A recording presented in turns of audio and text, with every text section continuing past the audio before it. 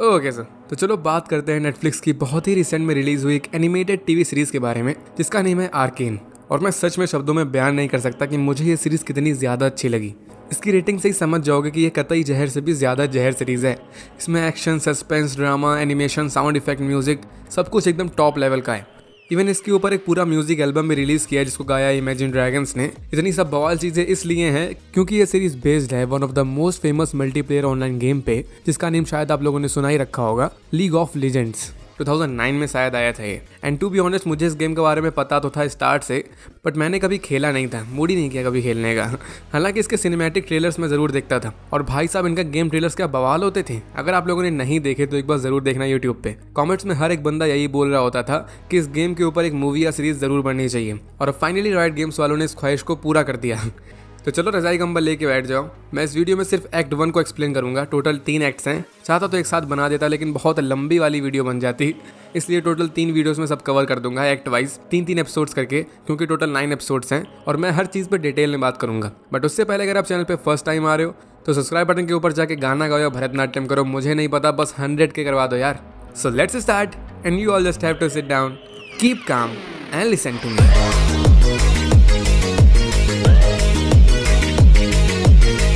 जिस गेम के ऊपर ये सीरीज बेस्ड है लीजेंड्स ऑफ लीग, उसमें लगभग 150 से ज्यादा ओवरऑल कैरेक्टर्स हैं जिनको चैंपियंस बोला जाता है गेम में। तो ऑब्वियसली सारे कैरेक्टर्स को एक ही सीरीज में फीचर नहीं किया जा सकता था।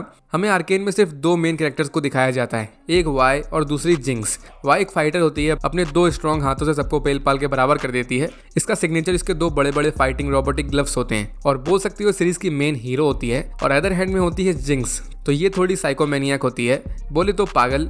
इसको तोड़ना फोड़ना, गोलियां चलाना, ब्लास्ट करना ये सब बहुत पसंद होता है, इसी में इसको किक मिलती है। डायरेक्टर ने खुद बताया कि इसका कैरेक्टर हार्ली क्विन से इंस्पायर्ड है। याद होगा तो वो भी एकदम झल्ली होती है, कब क्या करता है किसी को आइडिया ही नहीं होता।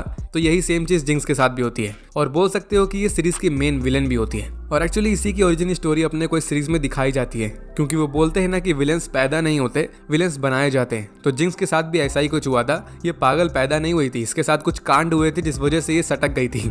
गेम में इन दोनों से ज्यादा और भी पॉपुलर कैरेक्टर्स हैं, बहुत सारे हैं, बट अभी सीजन 1 के हिसाब से सिर्फ इन्हीं की स्टोरी दिखाई गई अपने को। मे बी आगे चल के हमें और सीजन में और अच्छे अच्छे कैरेक्टर्स देखने को मिले, क्योंकि मैं सच बता रहा हूँ लीजेंड्स ऑफ लीग में बहुत जहर कैरेक्टर्स हैं। और सिमिलरली इस गेम में जो वर्ड मैप होता है, जैसा मोस्टली हर गेम में होता है, तो यहाँ इसको बोलते हैं द आइलैंड ऑफ रुनटेरा। तो इसके अंदर बहुत सी अलग अलग लोकेशंस होती हैं, सिटीज होती हैं, बट अपने को यहाँ सिर्फ 2 सिटीज को इस सीरीज में दिखाया गया है, पिल्टोवर एंड जॉन। जॉन को अंडर सिटी भी बोलते हैं क्योंकि ये पिल्टोवर के नीचे बनी होती है, इस वजह से अंडर सिटी नाम है इसका। तो पिल्टोवर में रहते हैं अमीरजादे लोग। एक एडवांस टेक्नोलॉजिकल डेवलप्ड सिटी होती है ये, मतलब रिच लोग रहते हैं यहाँ पर, हायर क्लास के लोग। और अदर हैंड में होता है जॉन, ये एकदम पिल्टोवर का वाइस वर्सा होता है। यहाँ भुखमरी, करप्शन, क्राइम रेट ये बहुत ज्यादा होता है। गरीब लोग रहते हैं यहाँ पर, लोअर क्लास के लोग, मोस्टली क्रिमिनल्स। और यही रीजन होता है कि पिल्टोवर के लोग अंडर सिटी में आने से हिचकिचाते हैं, क्योंकि या तो फिर वो लूट लिए जाते हैं और या फिर पेल दिए जाते हैं। बेसिकली दोनों सिटीज में जमीन आसमान का अंतर होता है। तो वाई और पाउडर वाइज जिंक्स होती है, बाद में इसका नया नामकरण हो जाता है, तो इस चीज में कंफ्यूज मत होना, दोनों सेम ही पर्सन है, पाउडर और जिंक्स। और वाई का फुल नेम होता है वॉयलेट। ये चीज सीरीज से पहले किसी को नहीं पता थी, यहीं पर पहली बार रिवील किया गया। तो गेम में भी और सीरीज में भी ये वाई और जिंक्स ये दोनों सिस्टर होती हैं। अब ये तो कंफर्म नहीं किया गया कि बायोलॉजिकल सिस्टर्स होती हैं, मतलब सगी बहनें होती हैं, या फिर सौतेली बहनें। हालांकि सीरीज में हमें इनके पेरेंट्स की एक हल्की सी झलक दिखाई गई है। इसको देख के लग रहा होता है कि हाँ ये दोनों बहनें अपनी मम्मी पे ही गई हैं, तो मे भी पॉसिबल है कि ये दोनों बायोलॉजिकल सिस्टर्स हों। खैर ये पैदा हुई होती हैं अंडर सिटी में, मतलब जॉन में। और पिल्टोवर के साथ एक वॉर में इन दोनों सिस्टर्स के पेरेंट्स को इनके सामने मार दिया गया था। पिल्टोवर की आर्मी ने मार डाला था। इसी वजह से वाई के अंदर पिल्टोवर को लेके हमेशा गुस्सा भरा रहता था। पाउडर तो उस टाइम पे बहुत छोटी थी, तो उसको कुछ समझ में नहीं आ रहा था कि आखिर क्या हुआ। बट इनके पेरेंट्स के मरने के बाद वेंडर नाम का एक आदमी होता है जिसने इनकी जान बचाई थी। उसने इन दोनों को एकदम अपनी बेटियों की तरह पाल के बड़ा किया। और ये वेंडर ही फिलहाल प्रेजेंट टाइम में जॉन का किंग होता है, मतलब अंडर सिटी का राजा बोल सकते हो इसे। और ये ऐसे ही मजे मजे में या गुस्से में डिसीजंस नहीं लेता कभी भी, ये बहुत सोच समझ के कदम उठाता है। और इवन इसने पिल्टोवर वालों के शरीफ से छुप के डील भी करी होती है कि ये लोग, मतलब जॉन वाले लोग, ये कभी पिल्टोवर में इंटरफेयर नहीं करेंगे और बदले में पिल्टोवर के लोग या पिल्टोवर के गार्ड्स ये कभी जॉन में नहीं आएंगे, ताकि दोनों तरफ खुशी का माहौल बना रहे। मतलब वेंडर बहुत अच्छी तरह से डील करता था हर चीज को। तो ये सब ऐसे ही पिल्टोवर में रहते हैं, हंसी खुशी मस्त मगन। वाई और पाउडर के साथ 2 लड़के और रहते हैं, रियल सिबलिंग्स की तरह, माइलो एंड क्लैगर। बट चीजें यहाँ तब बिगड़ जाती हैं जब एक बार वाई अपने साथियों के साथ हाइस्ट प्लान करती है, वो भी पिल्टोवर में, जो बताया मैंने कि रेस्ट्रिक्टेड एरिया होता है अंडर सिटी वालों के लिए। तो इस हाइस्ट में ये लोग छुप छुपा के एक साइंटिस्ट के रूम में जाते हैं, उसकी लैब में चोरी करने के लिए जाते हैं, जहां पाउडर को 6 चमकते हुए स्टोन्स देखने को मिलते हैं, मैजिकल स्टोन्स, इन्फिनिटी स्टोन्स नहीं है, ये मार्वल नहीं है। बट इसी बीच में यहाँ ओनर वापस आ जाता है और जल्दी जल्दी में पाउडर का एक स्टोन नीचे गिर जाता है और सिर्फ एक स्टोन में ही इतनी पावर थी कि ये पूरी जगह, ये पूरा रूम ब्लास्ट हो जाता है। और यहाँ गार्ड्स इन बच्चों को देख भी लेते हैं जाते हुए और समझ जाते हैं कि ये लोग अंडर सिटी से हैं। हालांकि लास्ट में ये सब बच बचा के घर वापस आ जाते हैं और पाउडर में बचे हुए 5 मैजिकल स्टोन्स को भी अपने साथ ले आती है। उस डिस्ट्रॉयड रूम के ओनर का नेम होता है जेस। अब ये भी एक चैंपियन होता है, मतलब कैरेक्टर होता है लीजेंड्स ऑफ लीग में। इसका सिग्नेचर होता है बड़ा सा हैमर, जो सीरीज में भी आगे जाके ये बनाता है। यहाँ पर ये एक साइंटिस्ट होता है, बट ये जिस चीज में रिसर्च कर रहा होता है वो लिटरली में मैजिक होती है, कोई साइंस नहीं होती। अपने को इसके बचपन का कांड दिखाते हैं जिसमें अपनी मॉम के साथ किसी प्लेस में था जो जगह बहुत ज्यादा ठंडी थी और लगभग इसकी माँ वहां मरने ही वाली थी। बट तभी एक अनजान आदमी आता है, एक स्ट्रेंज मैन, और वो एक स्टोन का यूज करके इन दोनों को इस जगह से एक सेफ जगह में टेलीपोर्ट कर देता है। टेलीपोर्ट बोले तो यहाँ से उठा के मैजिकली किसी दूसरी जगह में पटक देता है और दोनों की जान बच जाती है। और लास्ट में वो स्ट्रेंजर जेस को वही मैजिकल स्टोन भी दे जाता है। तो अब ये स्ट्रेंज मैन सीरीज में तो कंफर्म नहीं किया गया कि कौन था, इवन इसको सिर्फ एक बार ही दिखाया भी गया है फ्लैशबैक्स में ही। बट गेम के अकॉर्डिंग ये स्ट्रेंज मैन को बोलते हैं राइज। गेम में ये 1000 साल पुराना जादूगर होता है जो बहुत ज्यादा पावरफुल होता है। इसकी स्पेशल पावर यही होती है टेलीपोर्टेशन वाली। तो जिस दिन ये इंसिडेंट हुआ था जेस के साथ, तब से ये इसी चीज के पीछे लग गया था कि आखिर कैसे उस स्ट्रेंज मैन ने ऐसा किया था। ये खुद बोलता था कि ये साइंस के थ्रू मैजिक को कंट्रोल करना चाहता है, क्योंकि इसने प्रूफ तो अपनी आंखों से देखा था और इसके पास अब वो स्टोन भी था। इस स्टोन को यहाँ पर हेक्स क्रिस्टल बोलते हैं। तो अब इसकी लैब में जो विस्फोट हो गया था, इस वजह से जेस को और इसकी रिसर्च को यहाँ पर डेंजरस घोषित कर दिया जाता है कि ये जो भी कर रहा था उस चीज से बाकी लोगों को खतरा हो सकता है। और शायद मैं बताना भूल गया कि पिल्टोवर में पूरी एक गवर्नमेंट चलती है बोल सकते हो। यहाँ हाई क्लास के लोग रहते हैं, तो सब कुछ मैनेज होता है कुछ काउंसलर्स के अंडर, मतलब सारे रूल्स रेगुलेशन के हिसाब से काम होता है यहाँ पर। तो यहाँ टोटल 6 काउंसलर्स होते हैं जो रूल्स रेगुलेशन बनाते हैं और पिल्टोवर से रिलेटेड जितने भी फैसले होते हैं यही लेते हैं कि क्या करना होगा क्या नहीं करना होगा। इन काउंसलर्स में एक होती है मेल, इसका आगे जाके अच्छा रोल होता है। एक वुमेन होती है, ये तो ज्यादा इंपॉर्टेंट नहीं है, बट इसकी एक बेटी होती है केटलिन, ये बहुत इंपॉर्टेंट है। एक अजीब सा प्राणी होता है छोटू सा, जो यॉर्डल नेम की प्रजाति का होता है। ये छोटा तो होता है बट होता नहीं है, ये 307 साल का होता है, मतलब 307 ईयर्स ओल्ड। इसका नेम होता है हैमरडैंगर शायद। ये भी एक गेम का कैरेक्टर है। ये बहुत ब्रिलियंट साइंटिस्ट होता है और इसी रीजन की वजह से इसको काउंसलर बनाया गया था और साइंस से रिलेटेड सारी चीजें इसके अंडर आती थी पहले। और बाकी 3 काउंसलर और होते हैं बट उनसे ज्यादा फर्क नहीं पड़ता। और यहाँ कोई भी फैसला लेना होता है तो सबसे पहले इनके वोट्स लिए जाते हैं और मेजोरिटी जिस चीज पे वोट देती है उसको फॉलो किया जाता है। मतलब यहाँ सिंगल कोई बॉस नहीं होता, सब कुछ साथ में डिसाइड किया जाता है। तो हैमरडैंगर का एक असिस्टेंट होता है विक्टर, ये जेस की लैब में जाके सारी चीजें जब्त कर लेता है और जेस को जेल में डाल दिया जाता है, क्योंकि मैंने बताया था इसको डेंजरस माना जा रहा था फिलहाल। और फिर इसको कटघरे में लाके खड़ा करते हैं और हैमरडैंगर ने इससे पहले आके साफ मना कर दिया था कि मैजिक का नेम मत लेना, बाकी तुम जो भी कर रहे थे सब बता देना, बट मैजिक का नेम मत लेना। बट ये बंदा झूठ नहीं बोलता, ये सबको बोल देता है कि ये मैजिक को कंट्रोल करने का ट्राई कर रहा था, इसी वजह से शायद विस्फोट हो गया। और इस बात से हर कोई यहाँ भड़क जाता है, क्योंकि इस टाइम पे कोई भी यहाँ पर मैजिक पे विश्वास नहीं करता, ना ही करना चाहता है, सिवाय हैमरडैंगर के। ये 307 ईयर्स ओल्ड था, तो इसने ऐसी चीजें देख रखी थी मैजिक से जुड़ी हुई जो किसी और ने नहीं देखी थी, काफी डेंजरस चीजें। इसी वजह से इसने जेस को मैजिक से दूर रहने को बोला था। बट जेस की माँ की वजह से इस पे थोड़ी रहम खाते हैं। इसको जेल में तो नहीं डालते, बट इसके ऊपर से साइंटिस्ट का टैग हटा दिया जाता है और सजा के तौर पर इसकी सारी रिसर्च भी जब्त कर ली जाती है। इसको वापस नहीं देते कुछ भी। इसी बात से जेस बहुत नाराज होता है, इवन सुसाइड करने का भी ट्राई करता है, क्योंकि इसने जिस चीज पे अपनी पूरी जिंदगी भर रिसर्च करी थी वही इससे छीन ली गई। बट इससे एकदम सही मौके पे मिलने आ जाता है विक्टर, याद होगा वही हैमरडैंगर का असिस्टेंट। इसने जेस की रिसर्च देखी थी और उस चीज में, मतलब मैजिक में, इसको भी उतना ही इंटरेस्ट होता है जितना जेस को होता है, इवन उससे ज्यादा। इसका भी पास्ट कुछ होता है जो अपने को दिखाते हैं, इसका बचपन, जिसपे अपन एक्ट 2 में बात करेंगे। अब इस साइड प्रेजेंट टाइम में अपने को दिखाते हैं कि यहाँ पर अंडर सिटी में पिल्टोवर के गार्ड्स ये आके पूछताछ करने लगते हैं, क्योंकि इनको पता होता है कि यहीं के कुछ बच्चे थे जिन्होंने पिल्टोवर में ब्लास्ट किया था। और ये सभी गार्ड्स यहाँ पर एक मास्क पहनते हैं जब भी अंडर सिटी में आते हैं। तो ऐसा इसलिए होता है क्योंकि अंडर सिटी की एयर बहुत ज़्यादा पॉल्यूटेड होती है, नॉर्मल पर्सन यहाँ पर सांस नहीं ले सकता।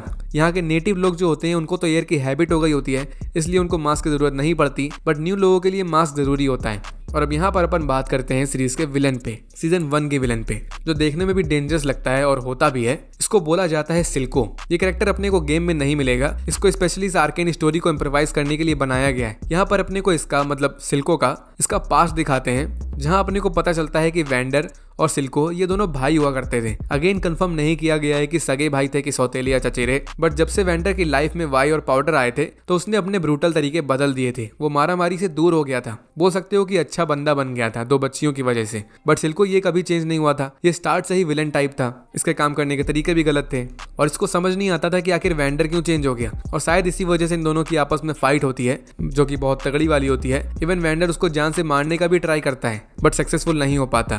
तो प्रेजेंट टाइम में सिल्को ये कहीं गया नहीं होता, ये वेंडर से बदला लेने का मौका ढूंढ रहा होता है। एकदम जानी दुश्मन होते हैं फिलहाल ये, और ये पर्पल लिक्विड टाइप की एक चीज पर रिसर्च कर रहा होता है जिसको यहाँ पर नाम दिया गया है द शिमर। ये बोल सकते हो कि ड्रग्स टाइप होता है। लोग इसको अपनी बॉडी में इंजेक्ट करते हैं, ज्यादा अमाउंट डालने में ह्यूमन पूरा पागल हो जाता है। इवन सरल भाषा में बोल सकते हो कि मॉन्स्टर बन जाता है कुछ टाइम के लिए, क्योंकि ड्रग्स कुछ टाइम तक ही इफेक्ट करते हैं। तो सिल्को ऐसे ही शिमर का यूज करके एक मॉन्स्टर को बनाता है। एक क्रीपी सा आदमी इसकी हेल्प भी करता है, इसको बोलते हैं सिंज्ड। ये सिंज्ड भी एक गेम का कैरेक्टर ही है। गेम में एक डेडली और इनह्यूमन एल्केमिस्ट होता है, इसके पास बहुत नॉलेज होती है। मीनवाइल अपने को एक शॉप दिखाते हैं जहाँ का ओनर वेंडर का खास दोस्त होता है। शॉप में एक बच्चा भी होता है एको, तो इसका आगे चल के अच्छा वाला रोल होगा। ये वाई और इसके साथियों का अच्छा दोस्त भी होता है। और गेम में भी एक कैरेक्टर है, एक चैंपियन है। ये काफी दिमागी होता है, कतई जहर फाइट करता है और खुद से अच्छी अच्छी चीजें बिल्ड करता है। नाउ यहाँ पर वेंडर को अब पिल्टोवर के लोग फोर्स कर रहे होते हैं कि जल्द से जल्द किसी ना किसी को पिल्टोवर के हवाले करो उस अटैक के लिए, क्योंकि अब बात काफी आगे बढ़ चुकी होती है। और सबको पता ही था कि अंडर सिटी से ही कुछ बच्चे थे उस कांड के पीछे। बट वेंडर जो अंडर सिटी में किसी को भी हर्ट नहीं करना चाहता था,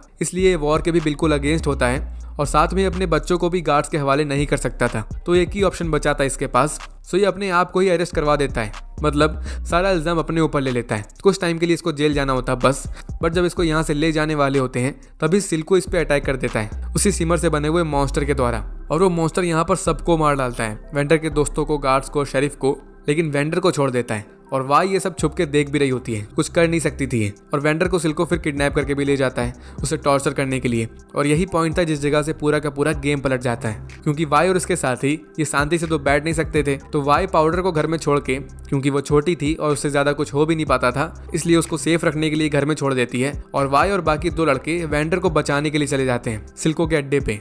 और यहाँ काफी तगड़ी वाली फाइट होती है। वाई यहाँ पर पहली बार वेंडर के बड़े वाले ग्लव से फाइट करती है और अपने को पहली बार इसकी पावर्स देखने को मिलती है। और लगभग ये सब वेंडर को यहाँ से बचा के भागने ही वाले थे, बट पाउडर यहाँ आ जाती है और इसके पास कुछ खिलौने टाइप बॉम्ब्स होते थे जो इसने खुद बनाए थे। हालांकि वो कभी वर्क नहीं करते थे, बट याद होगा इसके पास फिलहाल वो हेक्स क्रिस्टल थे जिससे वो बड़ा सा विस्फोट हुआ था, वो भी सिर्फ एक क्रिस्टल से। तो अब इस बार ये अपने बॉम्ब्स में वो क्रिस्टल को डाल देती है, ये सोच के कि ये अपने साथियों की हेल्प करेगी, उनकी जान बचाएगी। और जैसा वाई ने लास्ट टाइम बोला था पाउडर से कि फिलहाल तुम्हारे इन्वेंशन वर्क नहीं करते, बट आगे कभी ना कभी वर्क जरूर करेंगे, तो अब जाके ये बॉम्ब्स वर्क कर जाते हैं। और यहाँ पर इतना बड़ा वाला धमाका होता है कि सब कुछ डिस्ट्रॉय हो जाता है, क्योंकि सिर्फ एक ही क्रिस्टल नहीं था, 5 थे और 1 बाय 1 करके सब फटते हैं और ये पूरी जगह कोलैप्स हो जाती है, जिस वजह से वो दोनों वाई के दोस्त वहीं मर जाते हैं। और वेंडर भी वाई की जान बचाने के बाद उसके सामने मर जाता है। तो इस पूरे कांड का रीजन सिर्फ और सिर्फ पाउडर थी। अनलकली उसने इंटेंशनली कभी भी ऐसा नहीं सोचा था कि ऐसा हो जाएगा, बट उसकी छोटी सी गलती की वजह से इनके सारे लव्ड वंस इनके सामने मर जाते हैं। और वाई इसी बात पे बहुत गुस्सा होती है, पाउडर पे बहुत ज्यादा चिल्लाती है, बुरा भला बोलती है और इसको बुलाती है जिंक्स। अब जिंक्स का मतलब जिनको नहीं पता तो एक तरीके से इसको कर्स बोल सकते हो या फिर बैड लक, मतलब पाउडर इसके लिए कर्स होती है। उसी की वजह से इसके सारे साथी मर गए, तो ये उसे वहीं छोड़ के चली जाती है, अबैंडन कर देती है। लेकिन तभी यहाँ पर आ जाता है सिल्को। ये भी मरा नहीं था, इसके साथी भी जिंदा थे। और उस नन्ही बच्ची पाउडर को देख के इसको दया आ जाती है। ये उसको मारता नहीं बल्कि अडॉप्ट कर लेता है। वह यहाँ पर वापस आने वाली थी पाउडर को लेने के लिए, बट नहीं आ पाई थी गार्ड्स की वजह से। और ये दोनों बहनें इसी पॉइंट पे अलग अलग हो जाती हैं। और इस साइड पिल्टोवर में अपने को दिखाते हैं कि विक्टर जेस की हेल्प करता है। ये उसकी सारी रिसर्च को चुरा लेता है ताकि ये लोग हेक्स क्रिस्टल पे आगे काम कर सकें और रिसर्च कर सकें। वो काउंसलर मेल याद होगी, वो भी इनका साथ देती है क्योंकि उसको जेस पे यकीन होता है कि ये बंदा कुछ ना कुछ बड़ा जरूर करेगा। और विक्टर और जेस ये सबसे छुप छुपा के, स्पेशली हैमरडैंगर से, उसी हेक्स क्रिस्टल्स पे रिसर्च करने लगते हैं, एक्सपेरिमेंट्स वगैरह करने लगते हैं। और फाइनली उस क्रिस्टल्स की पावर को रिलीज करने में ये दोनों सक्सेसफुल भी हो जाते हैं। मतलब अब ये दोनों सीख जाते हैं कि कैसे क्रिस्टल का यूज करके टेलीपोर्टेशन करना है। हैमरडैंगर और मेल ये दोनों भी देख के हैरान हो जाते हैं, बट ये सक्सेसफुल एक्सपेरिमेंट किसी को नुकसान नहीं पहुंचाने वाला था। ये सच में काफी हेल्पफुल डिस्कवरी होती है इन लोगों के लिए, इसलिए इसके कोई अगेंस्ट नहीं होता। और यहीं पर फिलहाल एक्ट 1 खत्म हो जाता है। अब दोनों साइड की कंडीशन के बारे में बात करें तो पिल्टोवर में जेस और विक्टर इनकी वजह से लोगों ने न्यू मैजिक सीख लिया, टेलीपोर्टेशन वाला, मतलब क्रिस्टल का काफी अच्छा यूज किया इन्होंने। बट इस साइड जोन में मतलब अंडर सिटी में उन्हीं क्रिस्टल्स की वजह से 2 बहनों की पूरी लाइफ चेंज हो गई, उन्होंने अपने लव्ड वंस को खो दिया। तो कहने का मतलब यहाँ ये है कि अगर क्रिस्टल का कोई अच्छा यूज भी है, वो ह्यूमन लाइफ के लिए हेल्पफुल है, तो सेम टाइम में अपने को ये भी पता है कि वो क्रिस्टल्स कितने ज्यादा डेंजरस हैं। एक पल में जान जा सकती है किसी की भी। और ये तो बस अभी शुरुआत होती है। अब यहाँ से एक्ट 2 स्टार्ट हो जाता है। हल्का सा ऑसम डिस्क्लेमर दूं अगर, तो आप समझ ही गए होगे कि यहाँ से अब पंगे स्टार्ट हो जाएंगे इन दोनों सिस्टर्स के बीच में। पाउडर जो अब यहाँ से जिंक्स बन जाएगी क्योंकि अब वो विलेन के साइड चली गई और थोड़ी सटक जाएगी, और सच में इसके कैरेक्टर से आपको प्यार हो जाएगा, मतलब एज अ विलेन, क्योंकि ये जिस स्वैग में रहती है ना हमेशा, पता नहीं चलता कब क्या कर दे। अदर साइड में इसकी बहन वाई, वो तो हीरो ही रहेगी, उसको सिर्फ और सिर्फ अपनी छोटी बहन चाहिए होती है, पाउडर। बट स्टोरी काफ़ी अच्छी है, बहुत सारी मस्त मस्त चीज़ें देखने को मिलेंगी। फिलहाल के लिए तो इस वीडियो में इतना ही। एक्ट 2 में अब मिलते हैं फिर अपन। अगर वीडियो पसंद आई हो तो लाइक और शेयर ज़रूर कर देना, और कमेंट्स में ज़रूर बताना कि वीडियो कैसी लगी, स्पेशली आर्केन कैसी लगी, एक्ट 1 बेसिकली, लेकिन सब्सक्राइब ज़रूर कर देना। तो होपफुली जल्दी मिलते हैं नेक्स्ट वीडियो में, तब तक के लिए stay tune and bye bye.